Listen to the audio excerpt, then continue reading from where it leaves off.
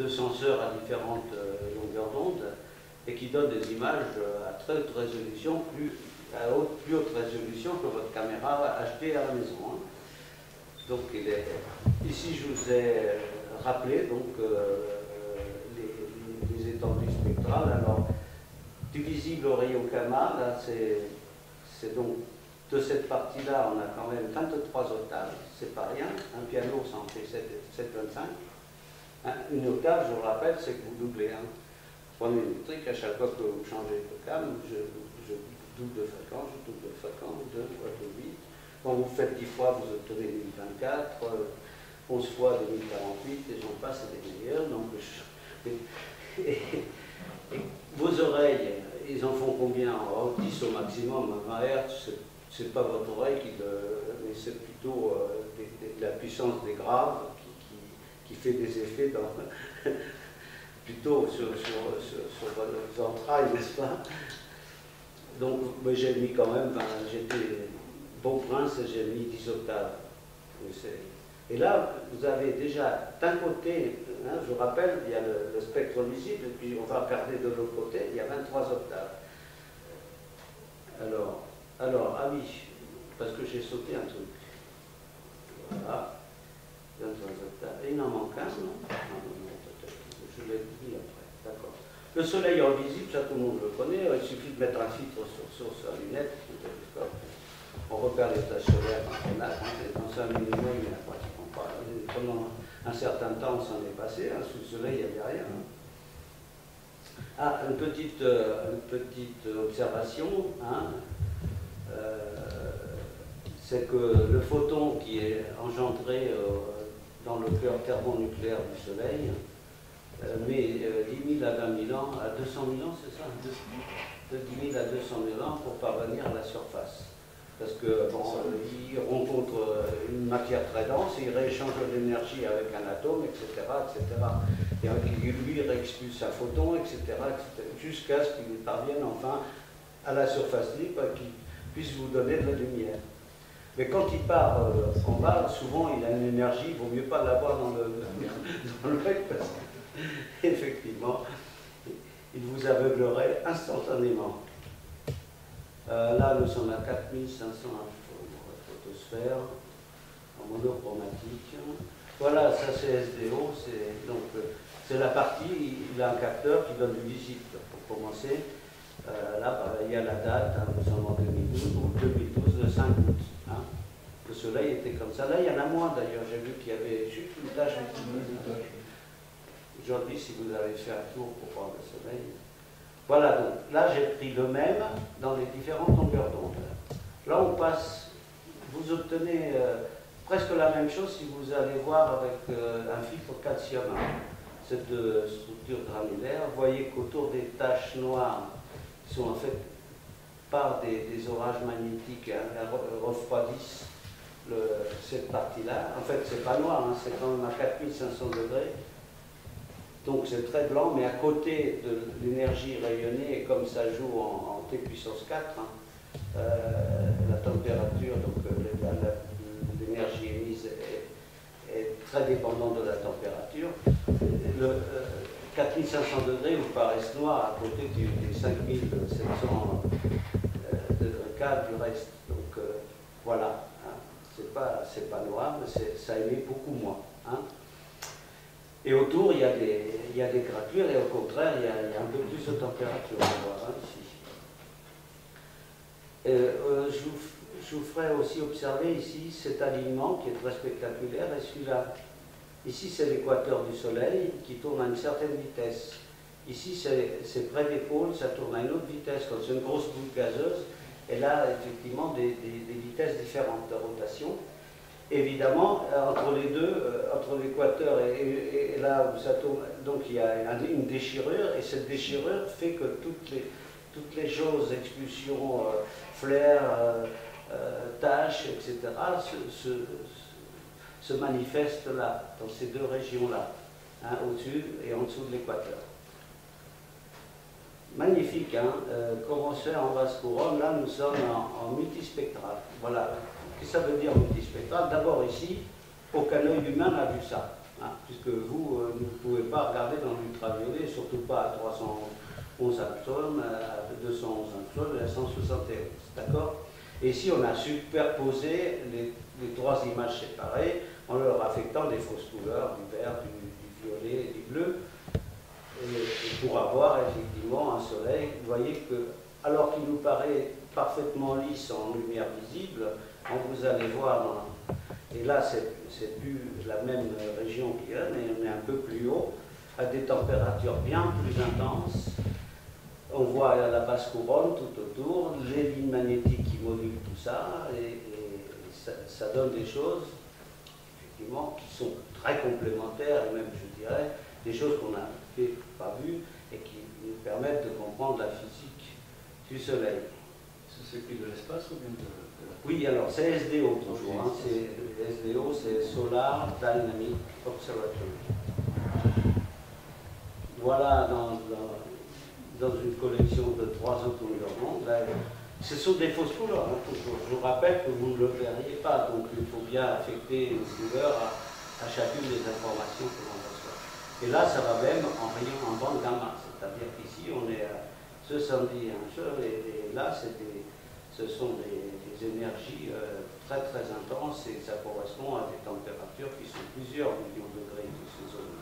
Vous voyez que quand ils se déchirent, il y a des phénomènes surtout électromagnétiques, qui dit électromagnétique, des circulations de courants très très intenses, avec des courants très très intenses dans un plasma qui fait monter le plasma en température. Je vous signale que la couronne monte à 10 millions de degrés, et je vous signale aussi que pendant longtemps on s'est demandé comment elle faisait pour monter à cette température, alors qu'on ne voyait pas.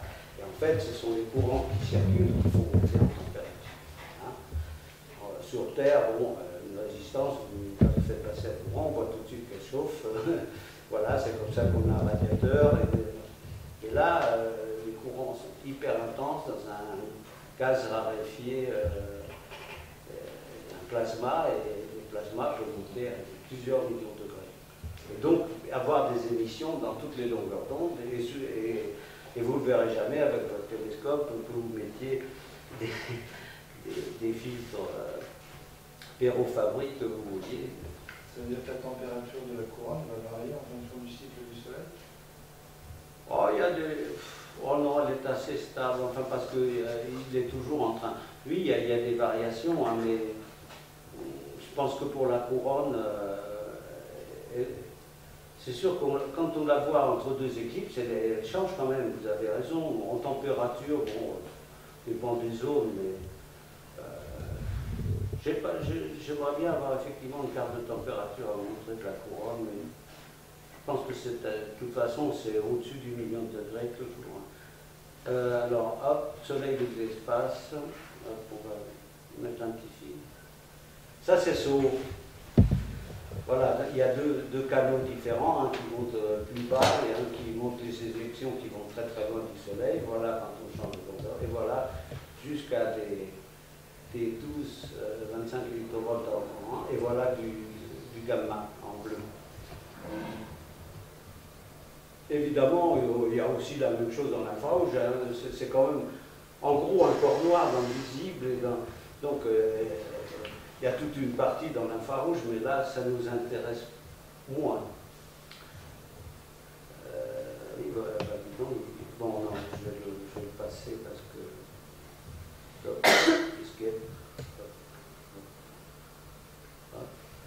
Feu d'artiste Vénus. Ah oui.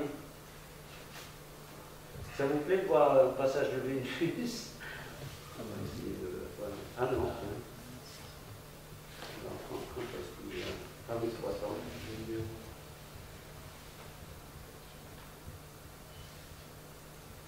Voilà.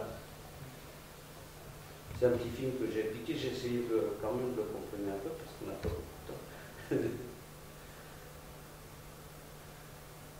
Le transit de 2012. Moi, j'étais en train d'attendre la pluie qui n'avait pas tardé à tourner. On s'était levé de bon matin. Voilà Vénus qui passe devant le soleil, et là c'est visible, tout le monde peut le faire, n'est-ce pas? Bon, là il y a un peu plus de définition que nos instruments, on n'a pas la turbulence qui nous gêne, Là, vous voyez déjà qu'on voit la basse couronne et on voit déjà, avant qu'il y ait le passage devant le corps solaire proprement dit, on devine que Vénus arrive devant les parties basses et émettrices du Soleil. Là, on revient sur Vénus en visible. Voilà un peu plus grossi. Donc, je vous fais subir le film tel qu'il nous a été présenté, mais vous voyez, dans toutes les longueurs d'onde. Alors, ce qu'on peut remarquer, que quelles que soient les longueurs d'onde, ces longueurs d'onde courtes, surtout quand on est en ultraviolet, bon, on ne voit rien sur l'atmosphère de Vénus. Hein. Parce que Vénus, je pense que pour ces longueurs d'onde-là, elle ne laisse rien passer. En visible, de temps en temps, il y en a qui arrivent à faire un petit peu d'imagerie de l'atmosphère de Vénus, mais là, manifestement, ça vous permet de voir le Soleil sous différentes, avec différents grossissements et Vénus qui passe devant. Bon, on va quand même. Je ne vais pas vous lasser avec Vénus qui passe dans toutes les longueurs d'onde, mais c'est vraiment un feu d'artifice. Voilà, c'est chouette. Vous voyez que là, c'est déjà la basse couronne, c'est pas la couronne entière, mais on arrive à voir en ultraviolet déjà à une bonne hauteur, hein, ça doit être 300 ou 400 000 km quand même. Là. La couronne, et donc on voit. Bon, allez, hop, je vais passer à la. Vous m'en voulez pas si j'ai raccourci le film. Alors là, ce qu'on peut regarder, donc on est toujours en ultraviolet, mais là on voit les éjections. On voit que le champ magnétique est quand même prépondérant dans tout ça. La matière part à plusieurs, parfois des centaines ou milliers de mètres par seconde, et elle retombe immanquablement, canalisée par les lignes de force. Et c'est souvent les taches, d'ailleurs, ici on les voit blanches, mais enfin ce sont les taches que vous voyez noires avec votre instrument, qui sont les localisations de ces phénomènes. Allez, on va le faire tourner. Donc, quand je vous ai parlé tout à l'heure des lignes de fracture, donc dues aux vitesses de rotation différentielle, on voit bien qu'ici, il y a une torsion entre le nord et l'équateur qui fait que c'est par là que ça s'ouvre et que le soleil laisse échapper ses petites colères. Voilà. Donc, et ici, on voit les lignes de force très fines, qui ne sont pas forcément des éjectats de matière ici, hein, comme vous voyez dans l'H-alpha. Ici, vous avez plutôt un gaz ionisé à très haute température qui est conduit et qui matérialise des lignes de force très fines. Elles sont des tubes très fins. Quelque chose, hein? Ah, moi, je trouve ça magnifique. So nous en a montré des belles, mais là, quand même, les SDO ont fait fort dans toutes les longueurs d'onde. En plus, vous pouvez aller, ça se renouvelle toutes les 3 heures, vous avez l'état du soleil avec les interprétations. Donc, rotation, ouais, ben, je vous l'ai dit, donc on va pas. Alors, qu'est-ce qui se passe? Ah, ben là, c'est non seulement. Il doit y avoir des. Non, c'est toujours. Ça, c'est oui, du gaz ionisé, toujours, en montrant les lignes de force des champs magnétiques. Ah, là, il y a quand même de la matière qui est expulsée ici. Alors, je vais aller ici, rébellion. Bon, ça, on voit effectivement sur le pourtour, comme on voit quand on met des filtres H-alpha, mais on voit aussi extrêmement bien. Tenez, vous avez vu le départ là, qui vient vers nous, hein, bien sûr. Parce que ce qu'on voit sur le tour, ça a lieu partout, sur le soleil, bien entendu, mais on le voit plus difficilement avec les filtres H-alpha. Quoi qu'on voit quand même des langues plus sombres, parce qu'en fait, en montant, il se refroidit, donc par rapport au filtre H-alpha, qui est un filtre en absorption avec quelques raies, on le voit plus froid. D'ailleurs, il y en a une ici qui est plus froide. Hein. Alors, un tsunami solaire, regardez ce que je vais vous montrer. Ici, il y a de la matière qui monte, qui monte, qui monte à très grande vitesse, d'accord? Et ici en bas, regardez le tsunami. Vous voyez, ça fait évidemment, vous prenez de la matière, vous l'éjectez, ça donne évidemment à la matière de base, vous avez un produit MV ici, un autre produit MV là, qui comprime et qui va faire une onde de marée. Je la refais. Voilà, la matière monte. Vous voyez, c'est une fracture qui est ici. Et d'un seul coup, on va voir, voilà, un tsunami se former avec deux ondes qui s'en vont par rapport à la faille à droite et à gauche. Évidemment, ce n'est pas des tsunamis de 6 mètres. Hein. Je pense que c'est plutôt des 10 000 km d'amplitude.